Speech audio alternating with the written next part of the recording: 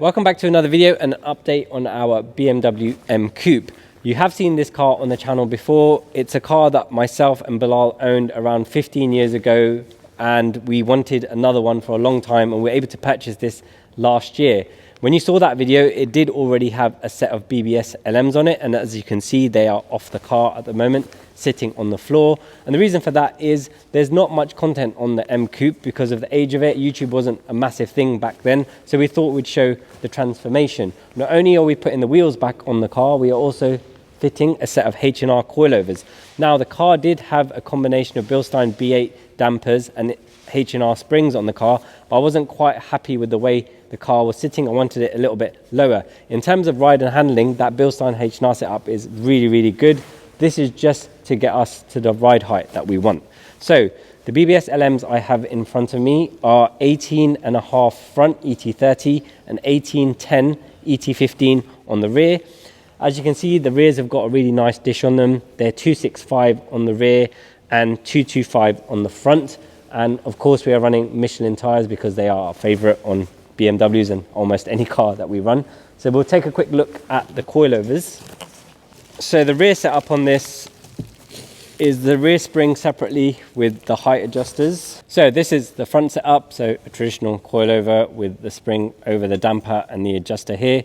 The reason why we've gone for H&R is there's not actually that many options for the M Coupe. And back in the day, I did drive a lot of customers' cars on these because we used to supply them, and I was quite happy with the way the car rode and handled. And this is going to allow us to get the ride height that we want. So for me, H&R is a quality brand and a good option to go for. So let's get all of these on the car, and I'll join you once they're on and we can take a look and see what it looks like.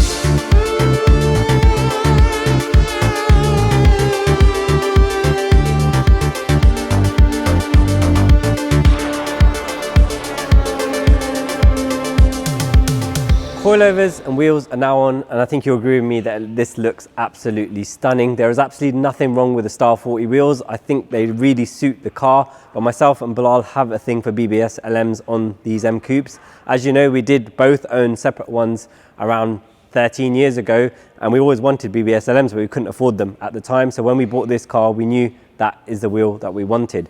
So the coilovers are set to their lowest, and you can see the car is sitting quite nicely. I'm not sure if we're going to keep it at this ride height. We'll drive it around a little bit, see where it settles.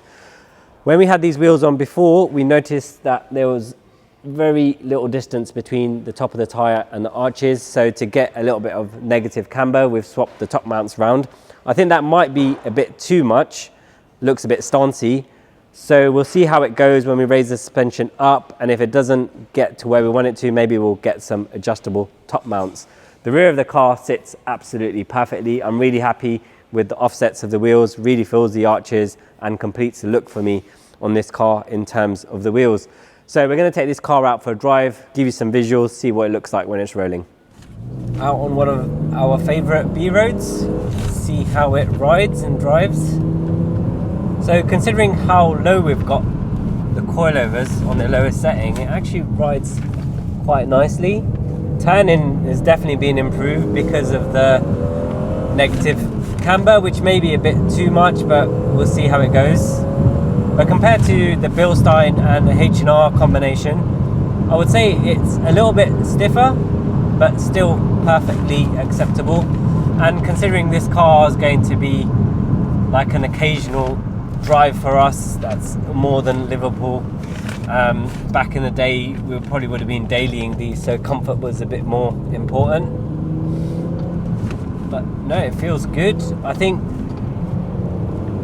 the steering rack still needs changing over, so we're going to put the short ratio one in. That's going to improve, because with the big steering wheel and that slow rack, it feels like I'm having to put a lot more effort in, especially after driving our E46 M3 CSL, which has a very short ratio on the steering rack. But no, I'm quite happy with the way the car's driving on this.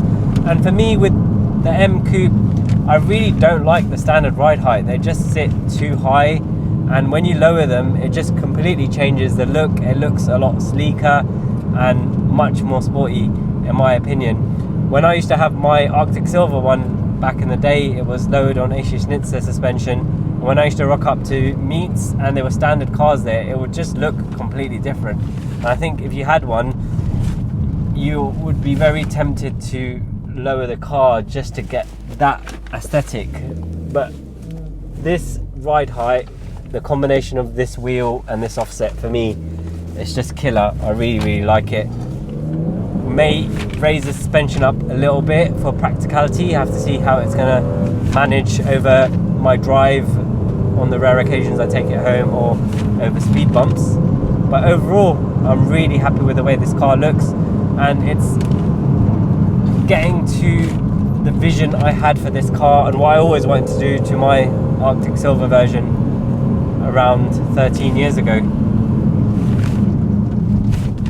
We do have the parts to fit to improve the sloppiness on the steering and the rack itself, so hopefully we'll get to do an update video on that in the not too distant future. Thank you so much for watching, guys. If you liked the video, please remember to smash that like button, and if you haven't already, please subscribe to our channel. If you want to join the conversation, please drop a comment below and we'll try our best to respond to you. If you want to watch more of this project, you can do so over here. If you want to watch what YouTube thinks you might like from our other content, you can do so over here.